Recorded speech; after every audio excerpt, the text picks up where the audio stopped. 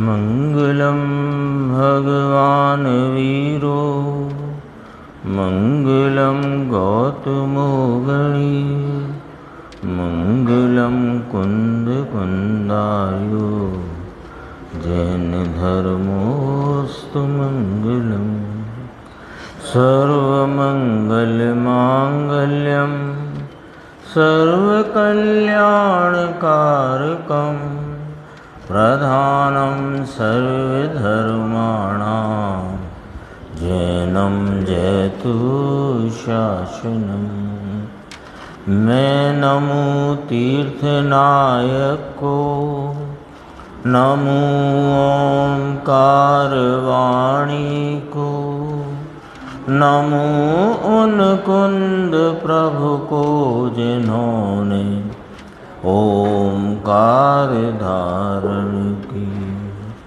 अहो उपकार जिनवर का कुंद का दिव्य वाणी का जिन कुंद ध्वनि दाता उन कहान स्वामी का। नमः समय साराय स्वानुभूत्या चकासते चित् स्वभावाय भावाय सर्वभावांतरक्षिणे।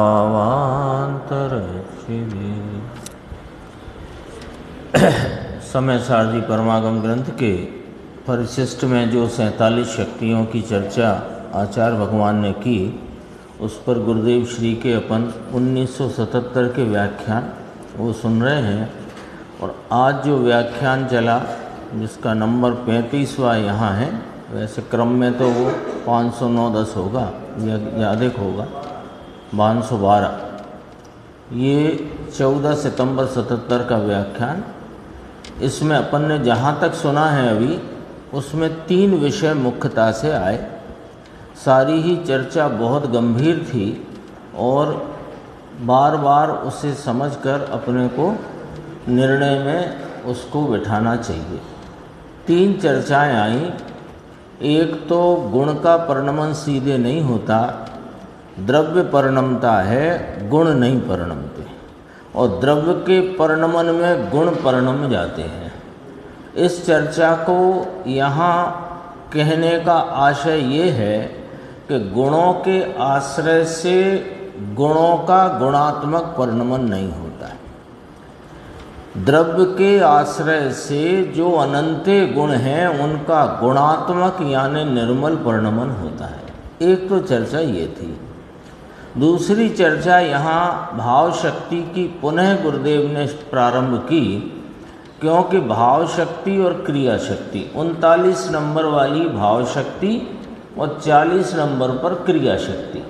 तो भाव शक्ति में भी कहा कारकों के अनुसार होने वाली जो क्रिया, उससे निष्क्रांत भाव शक्ति में कहा, और 40वीं शक्ति में कहा कारकों के अनुसार जो क्रिया, उस भावमयी क्रिया शक्ति।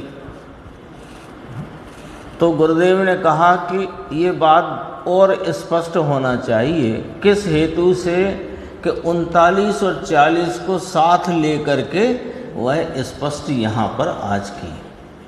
तो 39वीं शक्ति के संदर्भ से कहा कि जो विकार है वह पर्याय के विकृत कारकों से उत्पन्न विकृत कारकों की या पर्याय के कारकों की क्रिया है, और जो निर्मल परिणमन है वो भी कारकों के अनुसार कहा, और निर्मल परिणमन भी है तो पर्याय के ही कारक, लेकिन वे द्रव्य में जो कारक पवित्र पने निर्मल पने रहे हुए हैं त्रिकाल, तो उन निर्मल पवित्र कारकों का जो त्रिकाल रहे हैं उनका उन रूप ही परिणमन होना, तो उसे द्रव्य गुण के कारक कहा। इसका अर्थ ये न निकालना कि गुण के कारक अलग प्रकार के, पर्याय के कारक अलग प्रकार के, अथवा भिन्न भिन्न है कारक, इस बात को बराबर समझना कि द्रव्य में जो कारक रहे हैं वे पवित्र भाव से त्रिकाल रहे हैं, क्योंकि इस द्रव्य में एक भी गुण अपवित्रता से नहीं रहा। वस्तु पवित्र है, उसके अनंत गुण पवित्र हैं।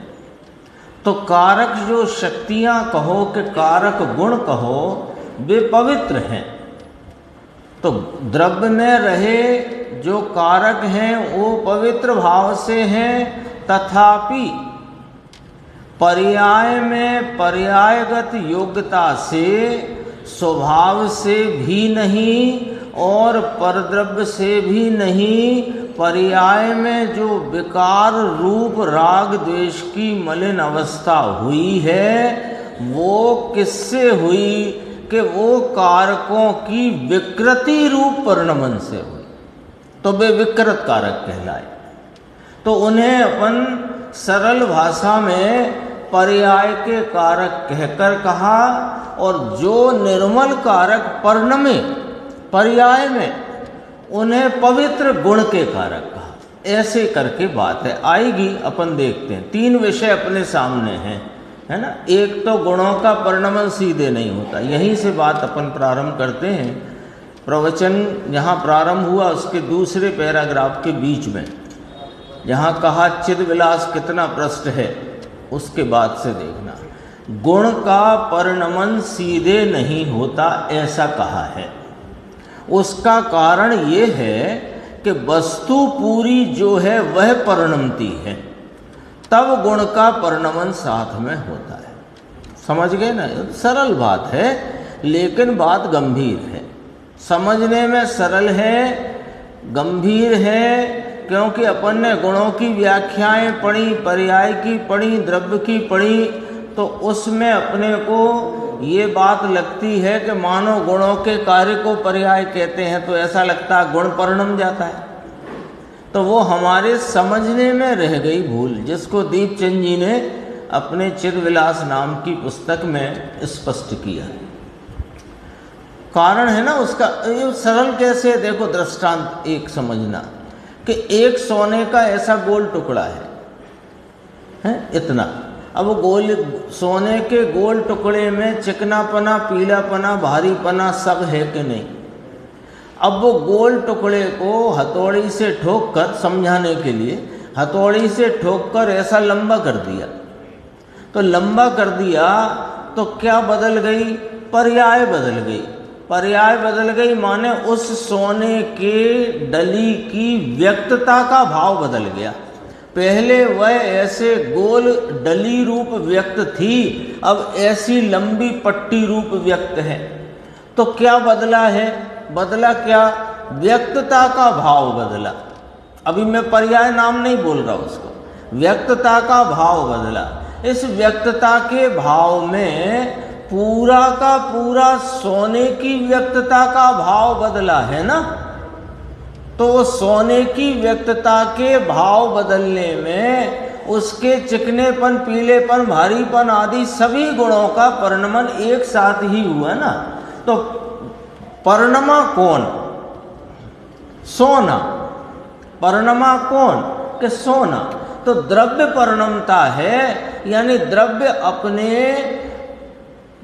काल के प्रवाह सापेक्ष में जो वर्तमान द्रव्य की व्यक्तता का भाव बदलता है, वो व्यक्तता के भाव जिसे हम पर्याय कहते हैं, वो पर्याय में वास्तव में द्रव्य परिणमता है और गुण साथ परिणम जाते हैं। ये बात यहाँ कहते हैं। देखो, गुण का परिणमन सीधे नहीं होता, ऐसा उसका कारण है कि वस्तु पूरी जो है वह परिणमती है, तब गुण का परिणमन साथ में होता है। परंतु गुण का परिणमन स्वतंत्र है ऐसा कहो, और द्रव्य नहीं परिणमता और गुण परिणमता है ऐसा कहो, सो ऐसा नहीं है। गुण का परिणमन स्वतंत्र नहीं है, लो ये कहते हैं स्वतंत्र नहीं है परिणमन। एक तरफ तो आप कहते हो परिणमन स्वतंत्र है, तो कहा हाँ परिणमन स्वतंत्र है, पर गुण का परिणमन स्वतंत्र नहीं है, माने द्रव्य के परिणमन से गुण परिणमता है। गुण अलग से परिणम जाए और द्रव्य परिणमने से रह जाए, या ज्ञान गुण परिणम जाए और चारित्र गुण परिणमने से चूक जाए, ऐसा नहीं है।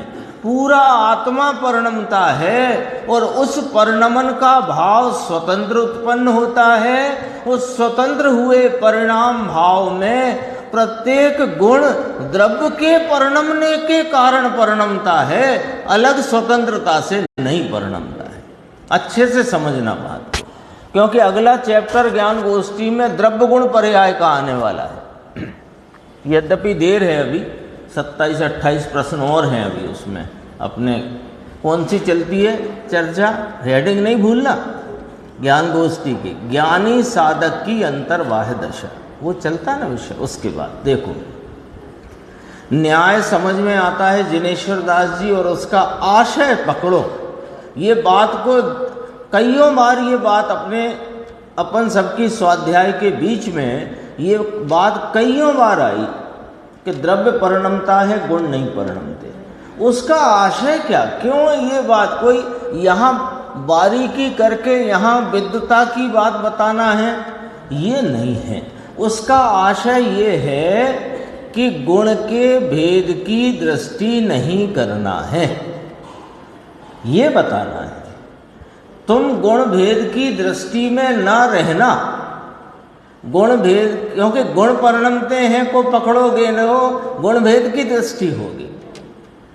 ऐसे एक बार चर्चा आई थी, याद आ जाती है। ऐसी एक गुरुदेव ने कहीं बाहर गए थे सोनगढ़ से, तो उनने बैठे बैठे ऐसे विचार करते करते ऐसा निकाला कि ये तो पवित्र है अपना द्रव्य, और ये तो त्रिकाल पवित्र है, लेकिन परिणमन में मलिनता है।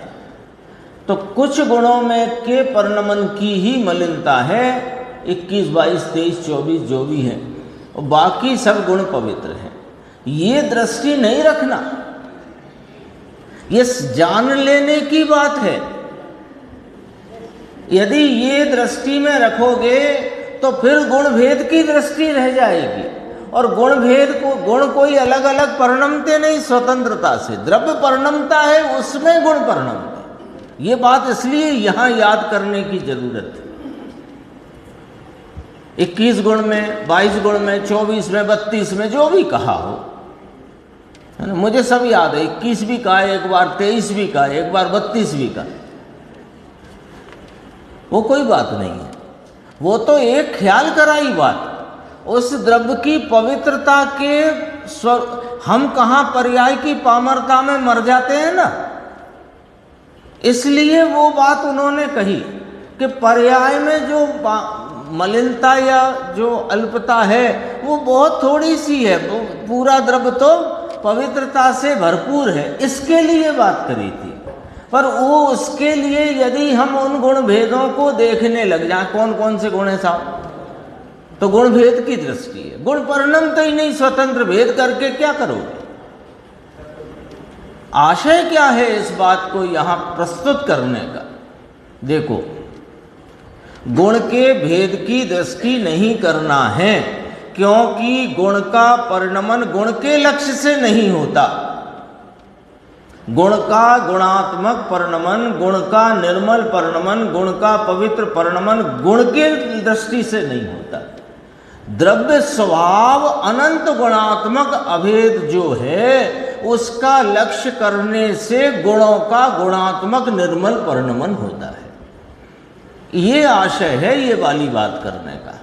प्रवचन सार में भले एक जगह आया है कि असाधारण ज्ञान के कारण से, उसमें कहा एक असाधारण ज्ञान को दृष्टि में लेने से, तो वहां ज्ञान से कहना है ज्ञान शब्द से पूरा आत्मा। ये तो शांति की बात है, भगवान अंदर की बातें हैं। शक्ति के वर्णन में शक्ति कहो कि वह गुण है, तो गुण का सीधा परिणमन ऐसे नहीं आता। चारित्र की शुद्धि करना है तो आज चारित्र का ही ध्यान करेंगे। अभी तो पहले चारित्र की शुद्धि तो सम्यक दर्शन के उपरांत होती है, तो हम तो अभी श्रद्धा गुण पर ही कार्य करेंगे, अभी तो हम श्रद्धा गुण को ही लक्ष्य में लेंगे। ऐसे नहीं होता है, ऐसे नहीं होता है। बोलो ये गुरुदेव श्री ने क्या नहीं छोड़ा स्पष्ट करने से। द्रव्य परिणमने से अनंत गुण साथ में हैं। अनंत गुण साथ में माने द्रव्य जिनका आधारभूत तत्व है, ऐसे अनंत गुणात्मक वह द्रव्य, उसके अनंत गुण उसके आधार में सहवर्ती रहे हैं, सहवर्ती हैं। तो अनंत गुण का परिणमन साथ में है। ऐसी सूक्ष्म बातें हैं, पूछते हैं, समझ में आया? पूछ लिया है तो अपने को भी ध्यान देना है कि समझ में आया कि नहीं आया। 8 पंक्ति छोड़कर और देखो अभी जरा। द्रव्य की परिणति, या फिर कोमा, द्रव्य की परिणति गुण की परिणति, ऐसा तो कहते हैं कथन में, निरूपण में ऐसा तो कहा जाता है। द्रव्य की परिणति, गुण की परिणति है, शांति आनंद, ये किसकी के सुख गुण की परिणति, स्वरूप की रचना वीर गुण की परिणति, ऐसे कहेंगे, निरूपण में कहा जाता है।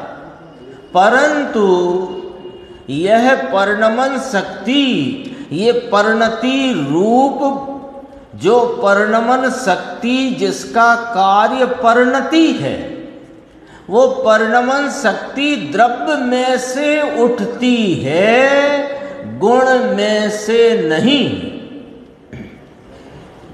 ये चिदविलास नाम की दीपचंद जी कासलीवाल साहब की पुस्तक, उसके 31 नंबर पेज से ये आधार देते हैं। हमारे राम जी भाई कोर्ट में कानून का आधार देते हैं, यहाँ ये शास्त्र का आधार है। ये परिणमन शक्ति द्रव्य में से उठती है। इतना काम तो गृहस्थ संकिति करते हैं दीपचंद जी साहब। यह परिणमन शक्ति द्रव्य में है ऐसा बताना है। परिणमन शक्ति द्रव्य में है, यह उपोद्घात है। ये उपोद्घात है माने ये गुण स्वतंत्र नहीं परिणमते, द्रव्य परिणमता है। परिणति जो द्रव्य की वर्तमान व्यक्तता हुई, उस व्यक्त भाव पर्याय दशा हालत अवस्था परिणाम में अनंत गुणों की व्यक्तता आती है। तो जब उस व्यक्तता के भाव में द्रव्य के वर्तमान एक समयवर्ती व्यक्तता के भाव में कोई भाव विशेष को देखो तो वह उस गुण का कार्य है, ऐसा निरूपण किया जाता है। आया ना ख्याल में? क्या मतलब? जैसे स्वरूप रूप अपना अभेद अखंड आत्मा जब वर्तमान उपयोग इसको लक्ष्य में लेता है, तो उस उपयोग में अनंत गुणों की निर्मल आंशिक अवस्था व्यक्त होती है। उसमें आनंद को मुख्य करके कहा कि ओ हो अतीन्द्रिय आनंद परिणम गया।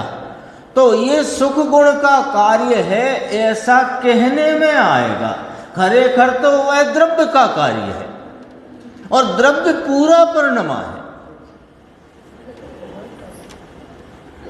गजब की बातें हैं, अच्छे से समझना। क्योंकि ये द्रव्य गुण पर्याय वाला जो पूरे जिन शासन में, जिन आगम में जो द्रव्य गुण पर्याय वाली बात है, ये यदि हम बराबर यथानुरूप जैसी है वैसी समझ में आ जाए तो इस द्रव्य की दृष्टि होने से रुक नहीं सकती। और अभी तक रुकी है तो इसीलिए रुकी है कि द्रव्य गुण पर्याय का यथानुरूप स्वरूप बराबर हमारे बौद्धिक ज्ञान में भी नहीं आया। जो रुकावट भी है ना, क्योंकि कभी कभी लगता है जैसे जैसे आयु बढ़ती जाती है तो ऐसा लगने लगता है कि देखो समय निकला चला जा रहा है, अभ्यास तो हम कर ही रहे हैं, लेकिन फिर भी हमको वह स्वरूप की प्राप्ति परिणति में अथवा आनंद रूप भाव मोक्ष मार्ग की प्राप्ति क्यों नहीं होती है? ऐसा विचार आता होगा? नहीं आता होगा तो विचार करना चाहिए। तो वहां पर ये बात समझना, इस प्रश्न के उत्तर में ये बात समझना कि हमें अभी द्रव्य गुण पर्याय का जैसा यथावत स्वरूप जैसा है, जैसा उसका स्वरूप है और जिनेंद्र परमात्मा ने बताया है और ज्ञानियों ने समझाया है, वैसा का वैसा समझ में अभी कोई ना कोई कहीं ना कहीं कसर रह गई है। तो अभी प्रयोग करो, थोड़ा ध्यान में बैठा करो। अभी प्रयोग ध्यान तो तब होगा भैया जब द्रव्य गुण पर्याय का स्वरूप ख्याल में यथानुरूप आ जाए। इसलिए सब कार्य छोड़ दो, एक तत्व निर्णय का ही कार्य करने योग्य है। सब ज्ञानियों का, आचार्यों का यही कहना है।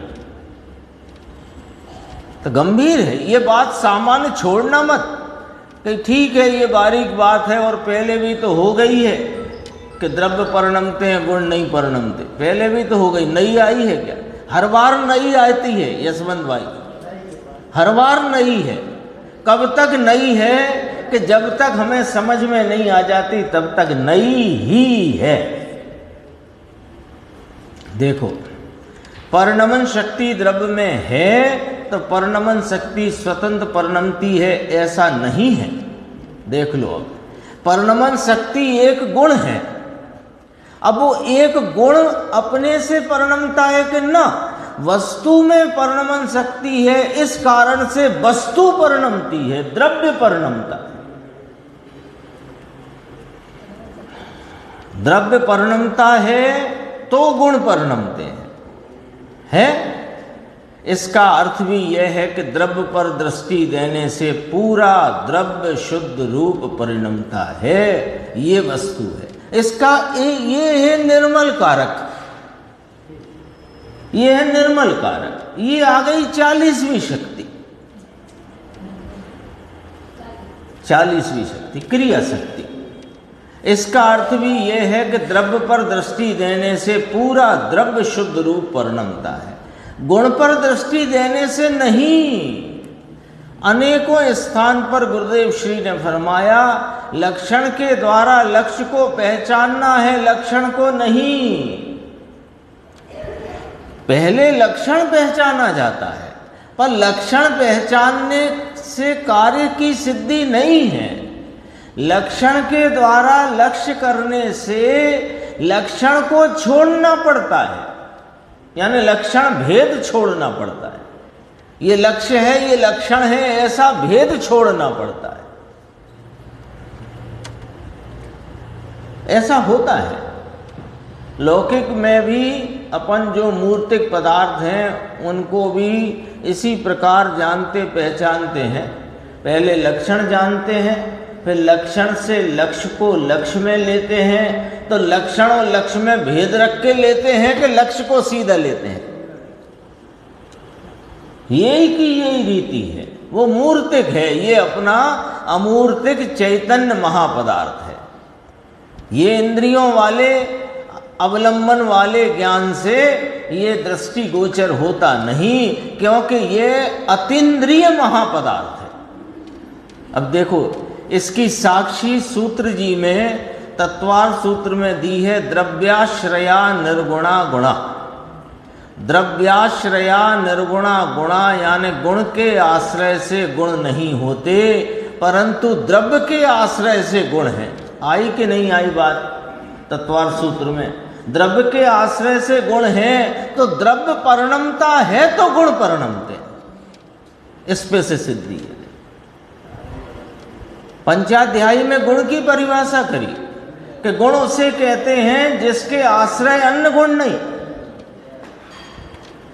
गुण किसे कहते हैं? पंचाध्यायी की परिभाषा गुण की, कि गुण उसे कहते हैं जिसके आश्रय से अन्य गुण नहीं, गुण उसे कहते हैं जो द्रव्य के आश्रय से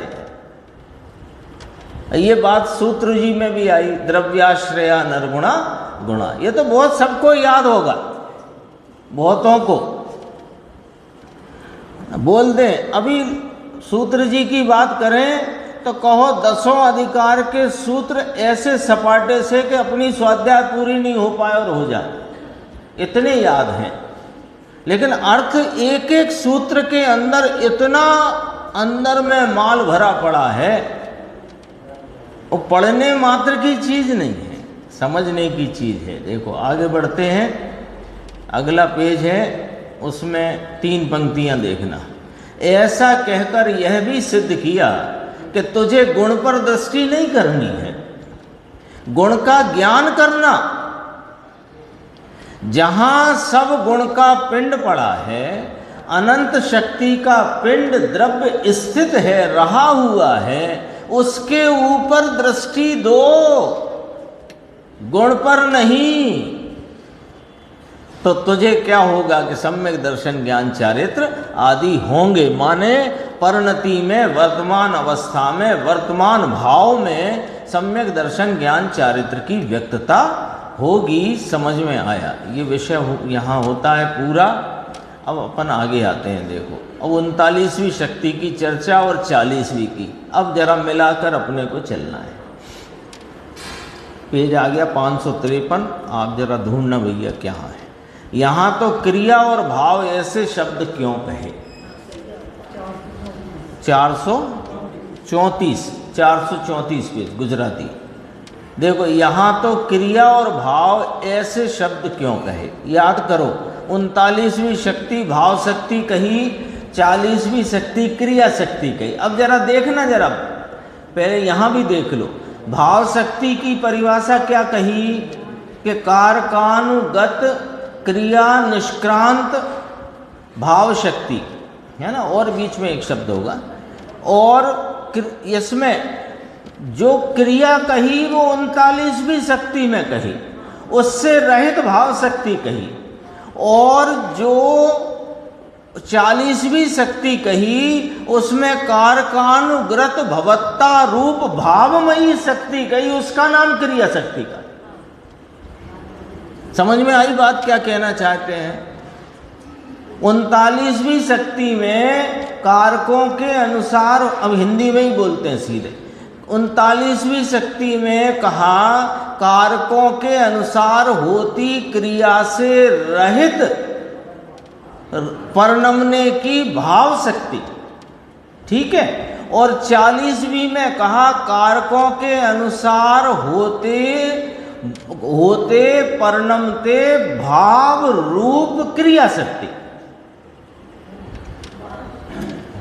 है। ऐसा ही 39 और 40। अब गुरुदेव कहते हैं यहाँ क्रिया और भाव 2 शब्द लिए।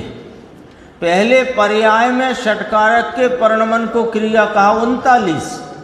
39 शक्ति भाव शक्ति में पर्याय में षटकारक के परिणमन को क्रिया कहा। और मलिन पर्याय में, मलिन पर्याय से रहित कहा ना, तो मलिन पर्याय में षटकारक रूपी परिणमन को क्रिया कहा। भाव शक्ति का कार्य क्या कि भाव नाम का आत्मा में उसमें गुण है, वह भाव नाम का गुण ऐसा था माने कहा था माने है पर कहा था कि जो विद्यमान निर्मल पर्याय हो वो भाव शक्ति। भाव शक्ति में वो पहले कब कहा था? भाव शक्ति 33वें नंबर की भूतावस्था रूप भाव शक्ति है ना, वो विद्यमान निर्मल पर्याय हो वो भाव शक्ति 33 नंबर की भाव शक्ति। ये 39 नंबर की भाव शक्ति, ये दूसरी भाव शक्ति। इस भाव शक्ति का गुण ऐसा है कि पर्याय में षटकारक विकृत अवस्था हो, उससे रहित होना। तो पहले तो विकृत अवस्था है इतना कहा, और उससे रहित होना ये कहा। तो अज्ञानी को ना कहा, क्योंकि अज्ञानी विकृत अवस्था तो है पर उससे रहित परिणमने का उसका परिणमन नहीं है, स्वभाव है, परिणमन नहीं। अज्ञानी को, मिथ्या दृष्टि। देखो 39, हाँ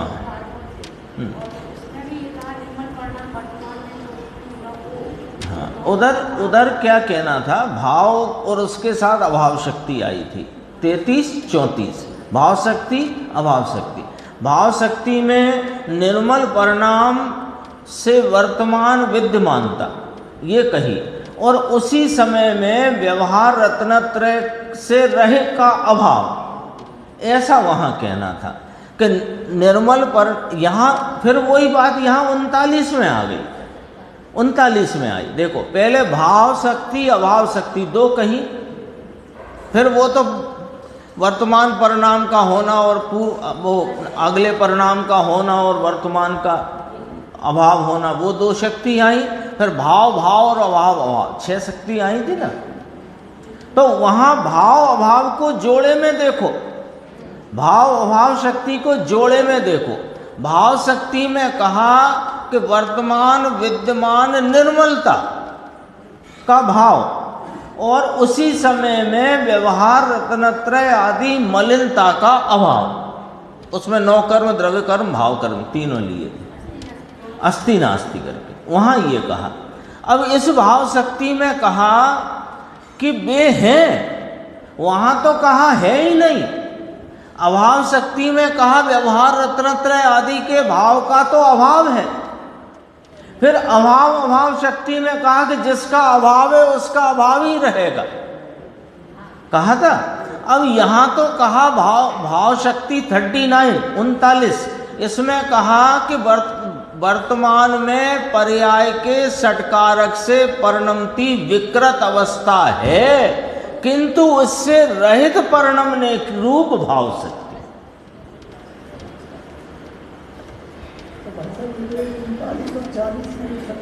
हाँ, ये तो अपनी साधक अवस्था में ठीक है। अब भाव सब शक्तियां साधक अवस्था की हैं, सब शक्तियां साधक अवस्था की। शक्तियां तो पारणामिक भाव रूप हैं। हाँ है तो कारण परमात्मा भी पारणामिक भाव रूप है, त्रिकाल कारण तत्व पड़ा हुआ है।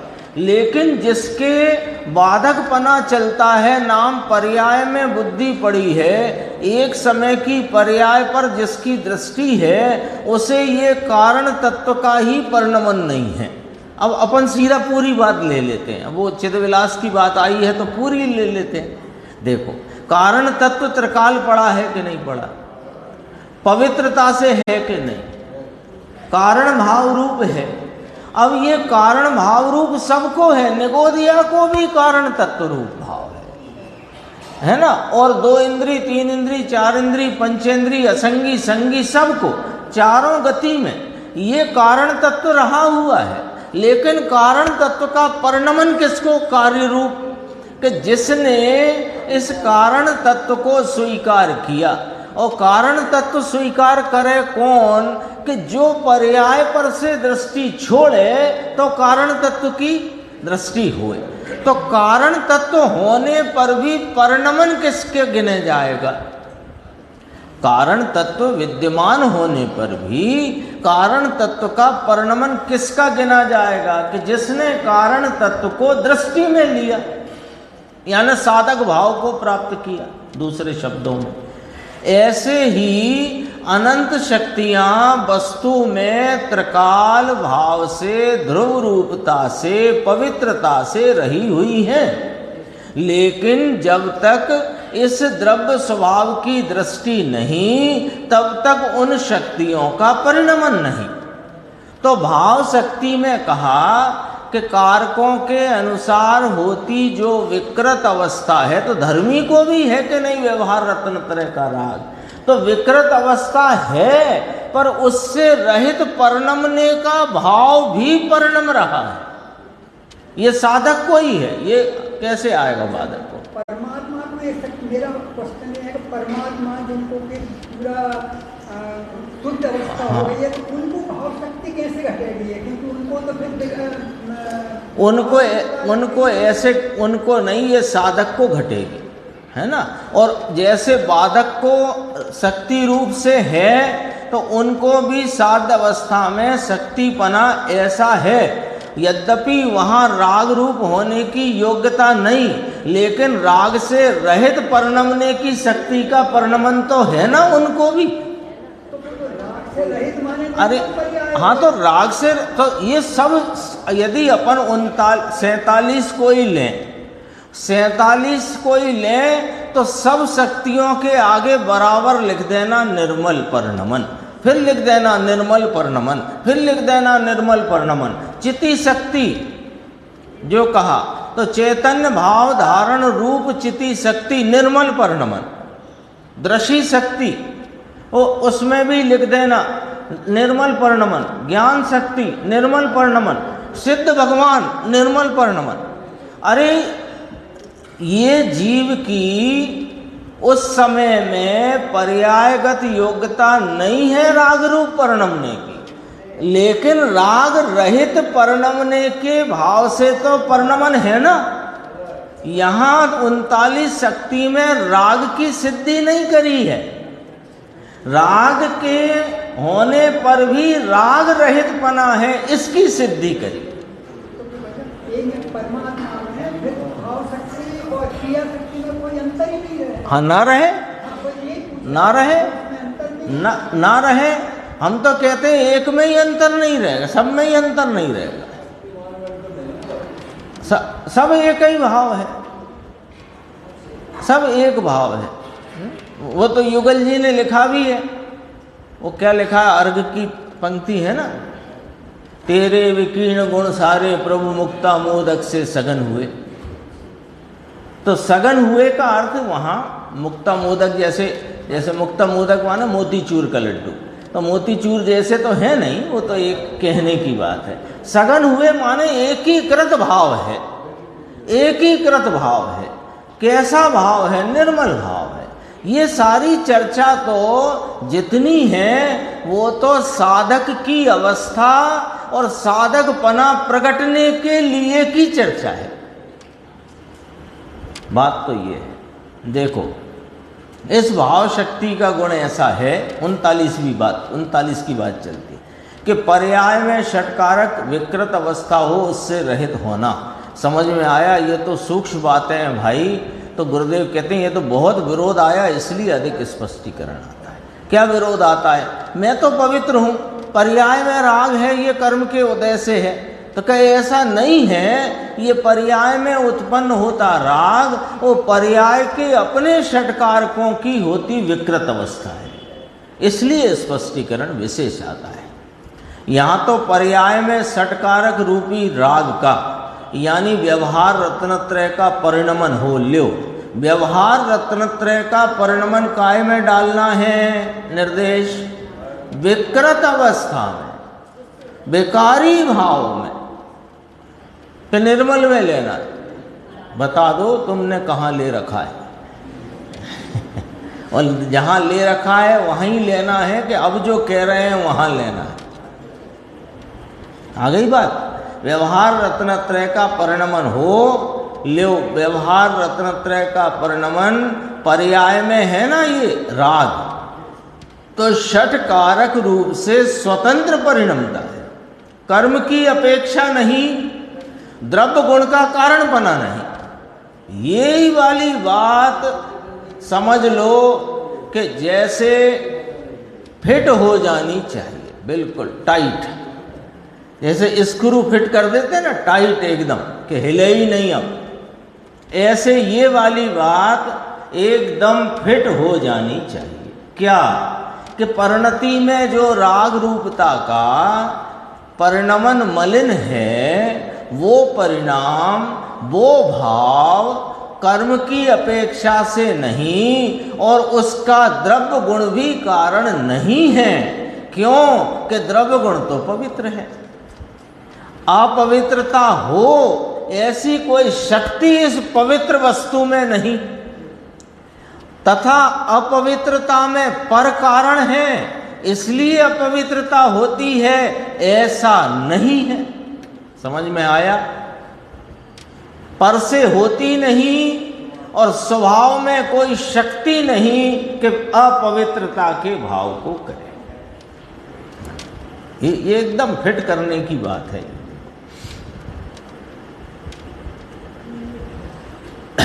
अब अपन आते हैं 40वें के संदर्भ में। 555 पेज आया यहाँ पर, उधर शायद 2 पेज बढ़ गए होंगे, 36 आ गया होगा। यहाँ कहते हैं कि पहले जो कारक अनुसार कहा वो पर्याय के एक समय के कारक अनुसार कहा। राग रूप वृत्ति, मलिन वृत्ति, विकृत अवस्था, अपवित्र अवस्था, उसके कारक उन्हें कारक अनुसार कहा ना, अपवित्र अवस्था को। अभी अपन पढ़ के आए, अपवित्र, मलिन, असुचि, राग, विकृत, विभाव रूप विकारी अवस्था। उसका कारण द्रव्य गुण भी नहीं और उसका कारण परद्रव्य भी नहीं। तो कैसे हुई वो? कि वो हुई अपने उस समय के पर्याय के कारकों के अनुसार। और अब जो 40वीं शक्ति में कही, कारकानुगत भवत्ता रूप भावमयी क्रिया शक्ति, 40 नंबर। तो अब जो कहे वे त्रिकाली पवित्र कारक अनुसार, कारक का आश्रय है द्रव्य। अब पकड़ना बात, अब जो शुरू से बात चली थी ना वो सब काम आएगी यहाँ टीटू भाई। वो जो शुरू से करी थी बात वो काम आएगी। गुणा वो आया था द्रव्याश्रय निर्गुणा गुणा, वो सब काम आएगी यहाँ। अभी देखो कारक है ना, कारक कितने होते हैं? कि 6 होते हैं। कर्ता, कर्म, करण, संप्रदान, अपादान, अधिकरण। ये 6 कारक हैं। ये किसके आश्रय से रहे हैं? द्रव्य के आश्रय से। तो द्रव्य के आश्रय से रहे, अब समझना पूरी बात, द्रव्य के आश्रय से रहे हैं। अब जो द्रव्य का परिणमन होता है तो उसमें वे कारक भी परिणमते हैं। और जो चारित्र का विकारी भाव हुआ तो चारित्र में भी इन कारकों का रूप है। तो चारित्र में कारकों का रूप है तो चारित्र के विकारी भाव में ये विकृत रूप परिणमते हैं और चारित्र के निर्मल भाव में ये निर्मल रूप परिणमते हैं। ऐसा कारक अनुसार में द्रव्य का आश्रय हुआ। जब द्रव्य का आश्रय हुआ तो वो निर्मल परिणति हुई, और जब द्रव्य का आश्रय नहीं था तो परिणति में मलिनता थी। ऐसा लेना समझ में आया। अब यहाँ लोग चिल्लाट मचाते हैं, व्यवहार मोक्ष का मार्ग है, शुभ भाव मोक्ष का मार्ग है। अरे प्रभु सुन तो सही प्रभु, दया, दान, व्रत, भक्ति, पूजा, शुभ भाव वह मोक्ष का मार्ग है अथवा शुभ भाव शुद्धता का कारण है, ऐसा कहते हैं। सो यहाँ तो इनकार करते हैं कि वह तो अशुद्धता है, वह तो पर्याय में उत्पन्न होती कारकों की विकृत अवस्था है, कारकों से हुई विकृत अवस्था है। ये तो द्रव्य स्वभाव त्रिकाल पवित्र, इसकी दृष्टि करे तो परिणमन निर्मल ही होता है। तो निर्मलता मोक्ष मार्ग का नाम है। मोक्ष मार्ग का दूसरा नाम पवित्रता, निर्मलता, आनंद, शांति, वीतरागता। तो ये आनंद, शांति, वीतरागता का परिणमन किसके लक्ष्य से होता है? गुण भेद के लक्ष्य से नहीं, द्रव्य के लक्ष्य से होता है। वो मिलाना है ना बात, तो पूरी चर्चा। तो यहाँ इनकार करते हैं अशुद्धता है, उससे अभाव रूप होना, इसका नाम भाव शक्ति गुण कहा। कहो शांति भाई समझ में आया, पैसों में तो झट समझ में आ जाता है, ये बात भारी कठिन पड़ जाती है ना। देखो नीचे और अब ये जरा सी एक पंक्ति बीच में मैंने निशान लगाया, आप देख लेंगे क्यों लगाया था। सर्वज्ञ की आज्ञा यह है, जिनेन्द्र देव त्रिलोकनाथ जिनेन्द्र देव का ये फरमान है, प्रभु तेरी पर्याय में द्रव्य गुण के आश्रय बिना और पर के आश्रय बिना विकार होता है। इसका भी विवाद चलता है। कर्म के कारण विकार होता है, उसका यहाँ निषेध करते हैं, और शुभ भाव से धर्म होता है, उसका भी यहाँ तो निषेध है। निषेध के 2 पॉइंट बिल्कुल याद रखो, ये निषेध के 2 पॉइंट। विधि निषेध होता है ना, विधि माने स्थापना और निषेध माने विस्थापना। विधि निषेध पूर्वक सिद्धांत समझ में आता है, कोई सिद्धांत हो विधि निषेध से आता है। जैसे आपके हाथ में सोने की अंगूठी है तो उसमें विधि निषेध क्या हुआ, सोने की ही है, पीतल तांबे चांदी की नहीं, तो विधि निषेध हो गया। तो सोना तांबा पीतल वो तांबा चांदी पीतल इसका निषेध और सोने की विधि, ठीक है ना। तो ये जो रागादि भाव हैं ये तेरी पर्याय में द्रव्य गुण के आश्रय बिना पर के आश्रय बिना होते हैं, तो कर्म के कारण विकार होता है इसका निषेध, और सुख भाव से धर्म होता है इसका निषेध, और द्रव्य के आश्रय से ही धर्म होता है ये विधि। 3 सूत्र का सिद्धांत, 1 विधि 2 निषेध, काम हो गया, जाओ।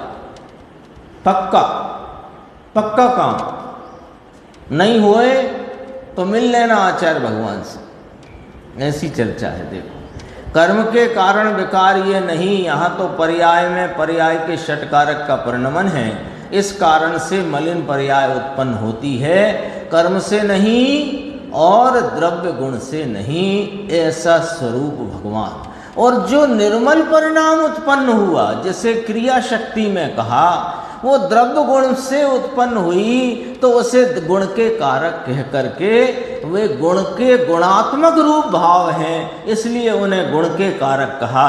और विकृत कारक जो हैं वे एक समय की पर्याय में पर्यायगत योग्यता से हैं, इसलिए उन्हें पर्याय के कारक कहा। तो चर्चा सारी आ चुकी, ये पंडित वाली बात भी आई थी, पंड्या तुस फंड्या, है ना। पंडा उसे, पंडित उसे कहना जो छिलका तो कूटा करे और दाने का पता नहीं।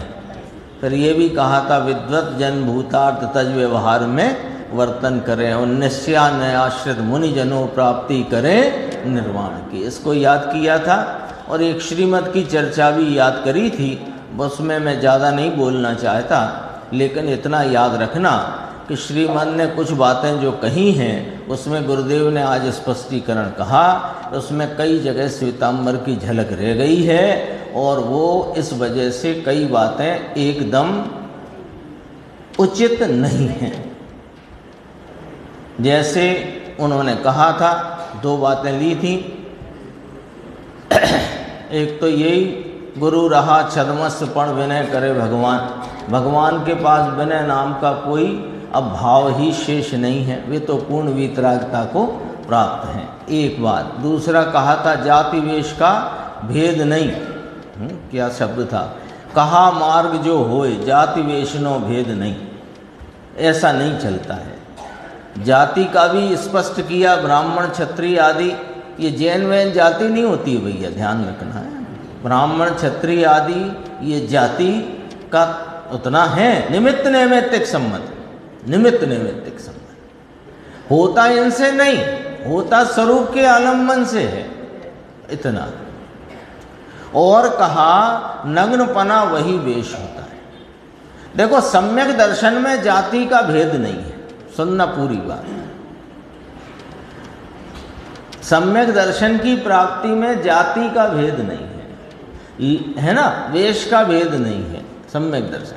लेकिन मोक्ष की प्राप्ति में ऐसे नहीं चलेगा कि जाति कुछ भी हो और वेश कुछ भी हो, ये वाली बात है, इसको समझना। ये बात आ गई थी, इस पर ज़्यादा चर्चा की आवश्यकता नहीं है। ज्ञान गोष्ठी की चर्चा में 369 नंबर का प्रश्न है।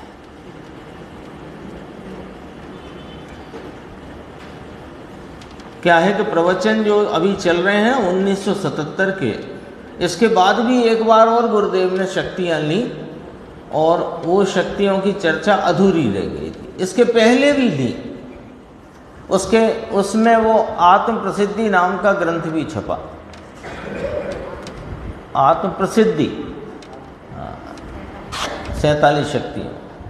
और अभी जो 77 में चली, तो ये गुरुदेव ने स्वयं कहा था कि राम जी भाई ने कहा कि इस बार की छापेंगे, ये इसमें बहुत स्पष्टीकरण गंभीर आता है। तो बस यही है कि अपना भी समय इसलिए ज़्यादा लग जाता है कि चर्चा थोड़ी गंभीर है, तो अपन से वो छूटती नहीं है, क्या करें। देखो 369 प्रश्न है कि भगवान तो परद्रव्य हैं, क्या सम्यक्त्वी भी पर की स्तुति करता है? भगवान तो परद्रव्य है, तो सम्यक्ति भी क्या पर की स्तुति करता है? परद्रव्य है वे तो। ऐसा करके प्रश्न किया तो उत्तर, भाई तुमने अभी वीतराग परमात्मा के गुणों की महिमा जान नहीं पाई, इसी कारण ऐसा प्रश्न तुम्हें उठा है। देखो क्या इसमें बहुत गजब की सिद्धि करी गुरुदेव ने। भगवान, अरिहंत परमात्मा, सिद्ध भगवंत और आचार्य उपाध्याय साधु सब ले लो, है ना, वे वीतराग भाव को प्राप्त हैं और जो 3 परमेष्ठी हैं वे वीतरागता में प्रवर्तित हैं। तो वे परद्रव्य हैं कि हाँ परद्रव्य हैं, तो उनकी स्तुति क्यों करना, कि उनकी स्तुति करते ही नहीं, हम तो वीतरागता की स्तुति करते हैं। अब वो कैसे, वो देखो कि तुम्हें उन परमात्मा के गुणों की महिमा तुम जान नहीं पाए, इसलिए तुम्हें ऐसा प्रश्न उठा है। सर्वज्ञ परमात्मा के प्रति स्तुति का, परमात्मा लिया तो 2 लिए, अरिहंत सिद्ध 2 आएंगे, पर अपन ने उसमें पेटे में परमेष्ठी सभी ले सकते हैं, कोई दिक्कत नहीं है उसमें। सर्वज्ञ परमात्मा के प्रति स्तुति का जैसा भाव ज्ञानी को उल्लसित होता है, वैसा अज्ञानी को कदापि नहीं होता, कदापि नहीं होता। बोलो, हो ही नहीं सकता। वो चाहे 8-8 घंटे खड़े ही खड़े भगवान के गुणानुवाद इतने करे, लिखे लिखाई भी नहीं अपनी स्वबुद्धि से, तो भी उसको वो भाव उल्लसित हो ही नहीं सकता। कषाय की मंदता रह सकती है, हो सकती है, लेकिन वो जैसी कषाय की मंदता में ज्ञानी को जो बहुमान का भाव उल्लसित होता है वो नहीं होता। ज्ञानी को धर्म होता है वहाँ ये भी नहीं कह रहे हैं, उसको भी कषाय की मंदता ही होती है और इसको भी कषाय की मंदता है, लेकिन दोनों में फर्क है। देखो अभी इसी स्पष्ट करेंगे। भले ही भगवान हैं तो परद्रव्य, परंतु अपनी इष्ट नाम साध्य ऐसी जो वीतरागता और सर्वज्ञता जहां भगवान में देखता है, धर्मी क्या करता है? धर्मी क्या करता, देखो जिसको अपने स्वरूप का भान नहीं, स्वरूप के वीतरागता के भाव का जिसको अभी कोई अंश भी नहीं प्रगटा, तो वो सर्वज्ञ को वास्तव में जानता नहीं। तो कभी वह सर्वज्ञ के रूप को, उनके पूर्व के तपस्यामयी जीवन को, आदि इत्यादि भावों को, वर्तमान के वैभव को, अब समूह शरण का वैभव तो जगत में सबसे ऊंचा वैभव है, ऐसे भाव को देखकर अथवा उनकी नासा दृष्टि आदि देख कर के प्रसन्न होता रहता है। लेकिन ज्ञानी धर्मात्मा वह अपनी परिणति में परिपूर्ण वीतरागता और सर्वज्ञता को प्रकट करना चाहता है। वो उसके लिए साध्य है, साधक है ना वो, तो साधक है तो काय का साधक है कि साध्य अपने स्वरूप के आलम्बन से साध्य भाव की प्राप्ति का, परमात्मपने का उसको साधना चलती है। तो जो परमात्मपना वह प्राप्त करना चाहता है, वो परमात्मपना वहां पर देखता है, इसलिए वहां उन गुणों के प्रति बहुमान से धर्मी का हृदय उल्लसित हो उठता है, हो जाता है। क्यों? कि जो भाव प्राप्त करना है, प्रभु आप उस भाव में परिपूर्णता से विराजते हो तो उसे वहाँ पर वो परिपूर्ण परमात्म दशा दिखती है, वह परिपूर्ण आत्म लाभ दिखता है। वो मुझे प्रकट करना है, तो वहाँ देख करके अपने में उल्लसित भाव से वहाँ पर बहुमान आता है। देखो नीचे फिर वीतरागता का जिसे प्रेम है, ले अब यहाँ से पॉइंट खड़ा हो जाता है। धर्मी को क्यों ऐसा उल्लास आता है और अज्ञानी को ऐसा उल्लास क्यों नहीं आता है? फर्क पड़ गया ना। अभी अपन ने चर्चा की, धर्मी को ऐसा उल्लास क्यों, ज्ञानी धर्मात्मा को, और अज्ञानी को ऐसा उल्लास क्यों नहीं कि वीतरागता का जिसे प्रेम है उसे ऐसा उल्लास है, और जिसे राग का प्रेम है उसे वो उल्लास आ ही नहीं सकता। उसे भगवान की प्रति भक्ति के उठते हुए राग का प्रेम है, भगवान में वर्तती वीतरागता का प्रेम नहीं है। समझना जरा, दर्शन करने की बात करते हैं यहाँ, भगवान की स्तुति, वंदना, पूजा, दर्शन। मुकेश भाई देखो क्या कहते हैं, क्या कहते हैं, अब जिसे राग का प्रेम है उसे वह उल्लास नहीं आता। क्यों? कि उसे उल्लास का उल्लास आता है, उसे भगवान के प्रति भक्ति का जो कषाय की मंदता रूप जो राग खड़ा हो गया है परिणति में, वो उस राग में मगन होता है, उस राग को रखना चाहता है, उस राग के प्रेम में पड़ा हुआ। और जो धर्मी साधक है, जिसके अंतरंग में वीतरागता का अंश प्रवर्तित है, वो भगवान की परिपूर्ण वीतरागता को देखता है, उसे वीतरागता का प्रेम है, इसलिए उसे अंतरंग से वीतरागता का उल्लास आता है। अद्भुत बात है। देखो बात सामान्य है, प्रश्न उत्तर बहुत, प्रश्न सामान्य है, उत्तर गंभीर है। वास्तव में आदर्श तो स्थापित करना ही पड़ेगा। आदर्श को स्थापित किया, आदर्श माना, लेकिन आदर्श में आदर्श कौन रह गया? अज्ञानी आदर्श के सामने जाकर के आदर्श के प्रति के राग में रह जाता है, और ज्ञानी उनकी वीतरागता को देखकर अपने वीतराग भाव की प्रभावना, उस वीतराग भाव की वृद्धिंगत की भावना रखता है। तो राग इसके भी है और राग उसके भी है, शुभ राग इसको भी है, शुभ राग अज्ञानी को भी है, कषाय मंद अज्ञानी की भी है, कषाय मंद ज्ञानी की भी है। लेकिन अज्ञानी को कषाय की मंदता का प्रेम है और ज्ञानी को कषाय की मंदता के काल में वीतरागता का प्रेम है। ये फर्क है।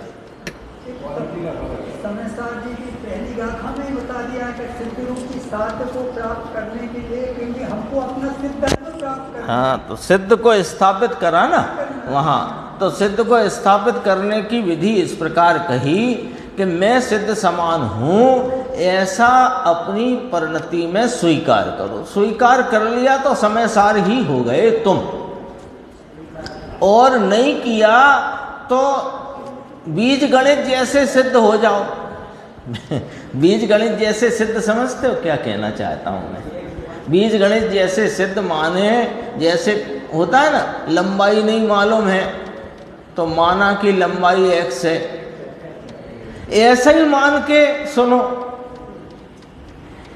तो फिर समयसार के वर्णन में तुम्हारे सिद्धत्व की ऐसी झनकार भनकार है कि तुम्हें अपने सिद्धत्व का अनुभव भी हो जाएगा। वीतराग सर्वज्ञ परमात्मा को देखते ही भक्ति में निमग्न हो जाता है। भले ही भक्ति के समय शुभ राग है, परंतु उसमें बहुमान तो वीतराग स्वभाव का ही प्रवाहित हो रहा है।